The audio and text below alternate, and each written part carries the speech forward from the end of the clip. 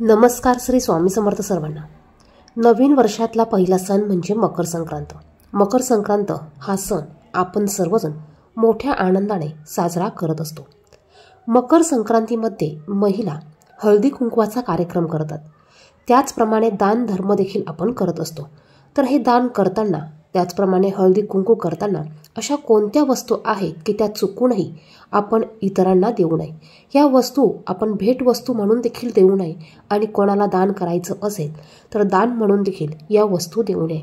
जर का ह्या वस्तू आपल्याकडनं कळत नकळत दान झाल्या किंवा आपण चुकूनही कोणाला दिल्या तर आपल्या घरातून माता लक्ष्मी घर सोडून निघून जाऊ शकते। माता लक्ष्मी आपल्यावर नाराज होते। त्याचप्रमाणे आपल्याला दरिद्रता येऊ शकते। तर अशा ह्या कोणत्या वस्तू आहेत की ज्या कोणालाही संक्रांतीच्या दिवशी आपण दान करायच्या नाहीत आणि अशा कोणत्या वस्तू आहेत की ज्या आपण या संक्रांतीमध्ये दान देऊ शकतो। या वस्तू दान केल्याने किंवा भेटवस्तू म्हणून दिल्याने त्याचे शुभफळ आपल्याला प्राप्त होणार आहे।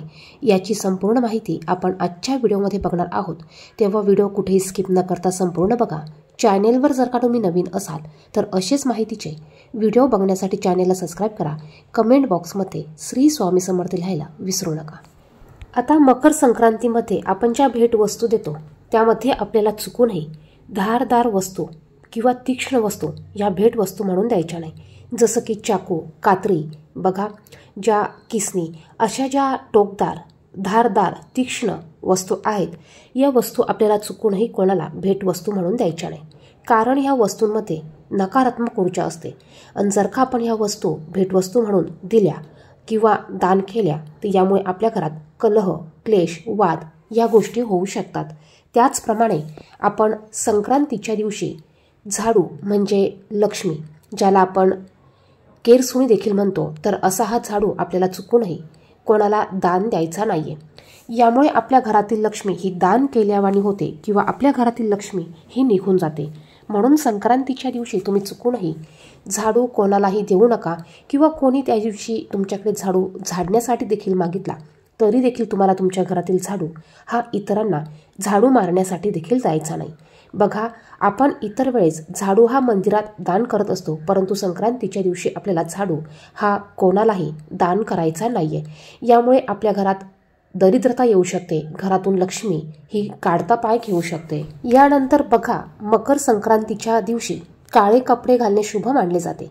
आपण या दिवशी काळे कपडे परिधान करू शकतो, परंतु दान करताना काळ्या कपड्यांचं चुकूनही आपल्याला दान करायचं नाहीये। यामुळे देखील आपल्या घरात अशुभ गोष्टी घडू शकतात। तुम्ही इतर कलरचे कपडे दान करू शकतात, रग, रजई किंवा उबदार कपडे तुम्ही इतरांना दान करू शकतात, परंतु यामध्ये काळ्या रंगाचे कपडे तुम्हाला चुकूनही दान करायचे नाहीये।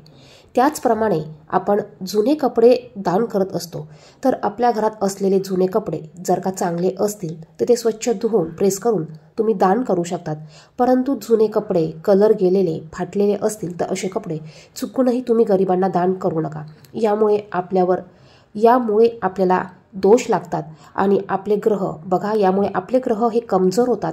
यामुळे आपल्या घरात क्लेश, वाद, भांडणं ह्या गोष्टी होऊ शकतात। याचा दुष्परिणाम आपल्यावर होत असतो।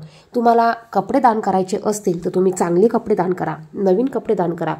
गरजूंना तुम्ही गोधडी, ब्लँकेट, रग, स्वेटर अशा वस्तू दान करू शकतात, परंतु चुकूनही काळ्या कपड्यांचं या दिवशी आपल्याला दान करायचं नाही। त्याचप्रमाणे आपण महिलांना भेटवस्तू म्हणून सेफ्टी पिन किंवा सुयांचं पाकिट, धागा, दोरा या वस्तू भेटवस्तू म्हणून देत असतो।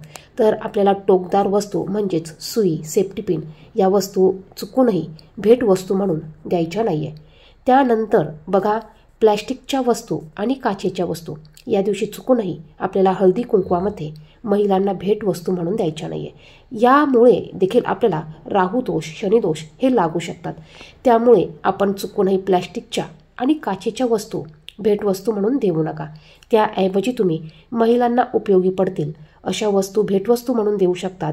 त्यात सौभाग्याचं लेणं म्हणजे हळदी कुंकू, हळदी कुंकवाचा करंडा, हळदी कुंकवाच्या डब्या तुम्ही यामध्ये वाण म्हणून देऊ शकतात।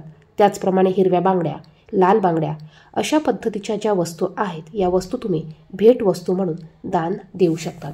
यानंतर या दिवशी आपण आपल्या घरातील मीठ हे कोणालाही द्यायचं नाही। त्याचप्रमाणे तुम्ही मीठ दान म्हणून देखील द्यायचं नाही. मीठ, त्याचप्रमाणे पांढऱ्या ज्या वस्तू आहेत, दही, दूध, साखर, तांदूळ, या वस्तू देखील आपल्याला कोणालाही दान द्यायच्या नाही. यामुळे आपल्या घरातील लक्ष्मी ही काढता पाय घेते आणि लक्ष्मीने आपल्या घरात अखंड राहावं म्हणूनच आपल्याला या दिवशी चुकूनही कोणाला दान म्हणून देखील आणि कोणी मागितल्या तरी आपल्याला ज्या या लक्ष्मीकारक वस्तू आहेत या वस्तू द्यायच्या नाहीये. संक्रांतीच्या दिवशी तेल दान करणे देखील शुभ मानले जात नाही.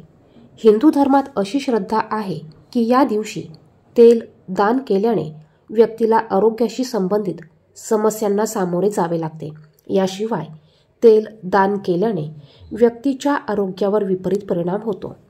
त्यामुळे या दिवशी तेल दान करणे हे शुभ मानले जात नाही. त्याचप्रमाणे तीक्ष्ण वस्तू नकारात्मक ऊर्जेची प्रतीक आहे आणि त्याचे दान केल्याने घरात कलह आणि भांडणे होऊ शकतात. याशिवाय या गोष्टींमुळे व्यक्तीच्या आयुष्यात समस्या निर्माण होऊ शकतात. त्यामुळे या दिवशी तीक्ष्ण वस्तूंचे दान देखील करू नये.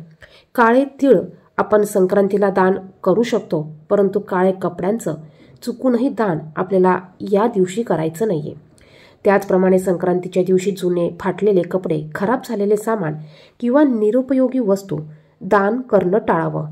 नेहमी आपण संक्रांतीच्या दिवशी उपयुक्त आणि स्वच्छ वस्तू दान करावी. अशुद्ध किंवा अयोग्य गोष्टींचे दान केल्याने चांगल्याऐवजी अशुभ परिणाम आपल्याला पाहायला मिळतात. तर ह्या काही गोष्टी होत्या, ह्या गोष्टींची काळजी आपल्याला घ्यायची आहे. त्याचप्रमाणे तुम्ही संक्रांतीच्या दिवशी तिळगुळ, गूळ या वस्तूंचे देखील दान करू शकतात. संक्रांतीच्या दिवशी आपण शैक्षणिक वस्तूंशी संबंधित वस्तू दान करू शकतो, जसं की वही, पेन, पेन्सिल आणि पाठ्यपुस्तके यांसारख्या शालेय वस्तू आपण या दिवशी दान करायच्या आहे. यानंतर तुम्ही शेतीशी संबंधित उपकरणे म्हणजे शेतीची साधने आणि उपकरणे दान करू शकतात.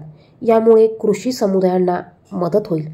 त्यानंतर नांगर, बियाणे, खते आणि पाण्याचे डबे यांसारख्या वस्तू पीक उत्पादन वाढवू शकतात आणि शेतकऱ्यांना त्यांच्या जमिनीशी अधिक कार्यक्षमतेने लागवड करण्यास सक्षम बनवू शकतात. त्यानंतर वैद्यकीय ज्या गोष्टी आहेत म्हणजेच आरोग्याच्या संबंधित ज्या गोष्टी आहेत अशा गोष्टी तुम्ही दान करू शकतात. आरोग्य सेवेपर्यंत पोहोचणे हे आरोग्य राखण्यासाठी महत्त्वाचे आहे. तर तुम्ही बघा, ज्या आरोग्य केंद्रांना प्रथमोपचारासाठी किट लागतं, बँडेज लागतं, औषधे आणि स्वच्छता उत्पादने यांसारख्या वस्तूंचं तुम्ही दान करू शकतात.